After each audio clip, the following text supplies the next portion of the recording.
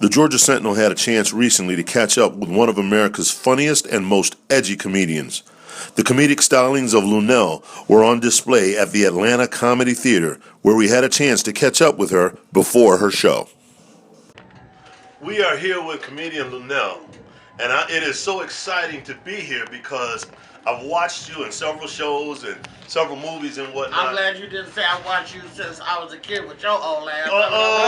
No. You see all this gray in my beard. I do. I'd have been like, nigga, really? Okay. Well, the beautiful part about it is, rarely do you get to meet people whose work that you can appreciate. Now, in my business, we get a chance to meet a few people. But people that make you laugh, people that make your life a little more lighthearted that day or that week is always special for me anyway. And so thank you for the interview. Right. I'd like to ask, we have something coming up soon that I don't know if it's going to be an announcement or what, but you made an announcement earlier about being on the cover in the spread of Penthouse. I'm also on the cover. Also on the cover? Mm-hmm. There's a little picture of me on the cover as well. All right. How did that come about? Penthouse magazine. Yes, the one that has naked people in it. Well, the opportunity presented itself. I had a relationship with Penthouse before. I just out of the side of my neck said, y'all ought to shoot me. And they didn't laugh, they didn't balk, they didn't girl by or roll their eyes at me. They said, you know what, thank you. I said, they said, you know what, maybe we should shoot you. I said, well, if you do, you'll be making history because I'll be the first over 50 plus size African American female that Penthouse hustler or Playboy anybody's ever shot. So they thought about it and we did it. And I literally wrote a check that my mouth had the cash. You know, I did get cold feet like 2 days before. Yes. But you know, I went in there, and when you realize that they pulled together one of the best photographers in Hollywood, and rented a studio space and had wardrobe people and all this just for you, it's sort of like, okay, let me go ahead and do this. Plus, because they just want to get a good picture. You know. No, we saw some of the pictures, and they were astonishing. Thank you. It was very nice. Thank you. Did you feel uncomfortable doing any of the shots? No. I'm fine with it. Now, you've been in front of the camera for how long? Like 21 years, maybe. How'd you get your start? Oh, more than that, actually, because I was a television show host on a all-black-owned cable access television network in Oakland called the Soul Beat Television Network. Mr. Chuck Johnson, the late Chuck Johnson, was the inventor of that. That was before BET or TV One or anything. So I used to be a VJ, and I used to have a talk show, and I used to have a variety show. So I've been in front of cameras for probably over half my life now. What has been the biggest challenge now that you've hit the level of stardom that you have? What level? Hashtag, what level is that? Well, I think you're one of the marquee female comedians in the nation. Well, that's true. All right. And so how tough is it to be there and stay there? Well, I just find that you need to stay relevant like a motherfucker. And you know, when I still like to light. Like Mariah, I like to light. Light likes me.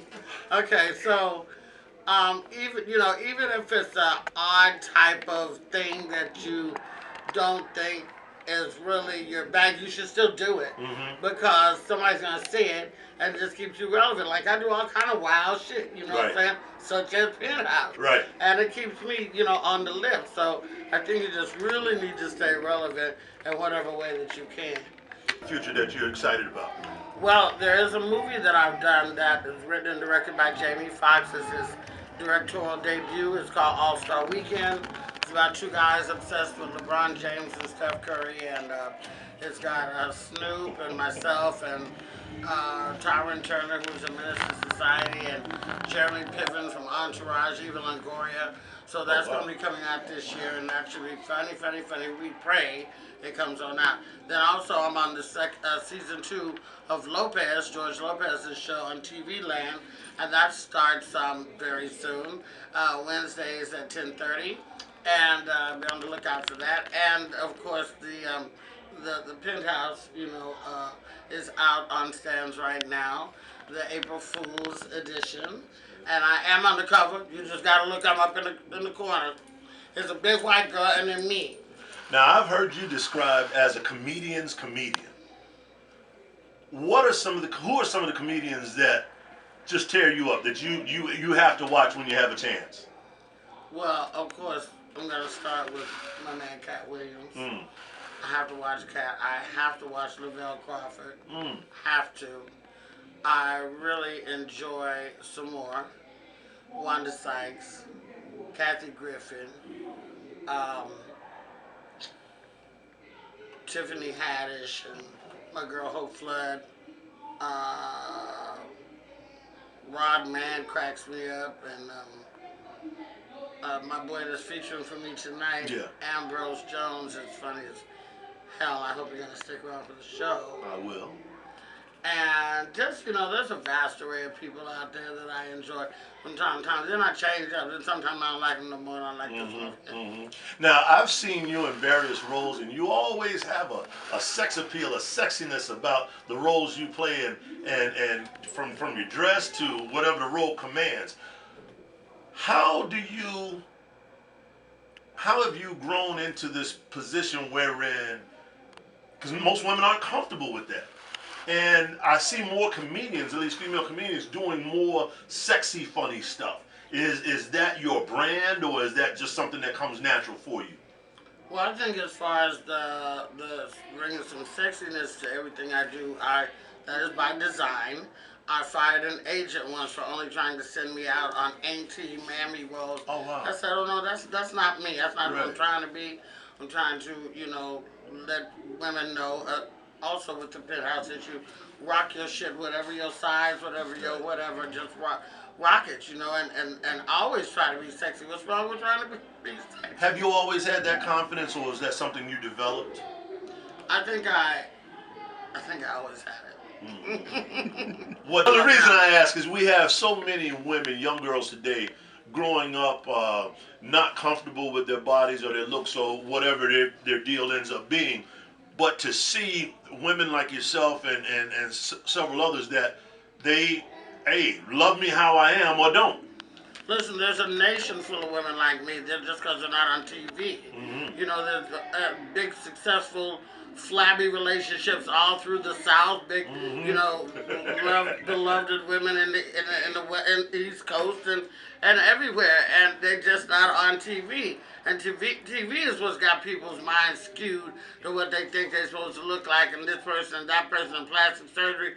There's no reason to spend $13,000 on yourself to augment yourself when you have children, I believe. Like, you're taking $13,000 away from your kids for the sake of vanity. Right. Like, get over it and do something about your mind, and just every day tell yourself you love yourself. Even if you don't, you eventually will. That's right.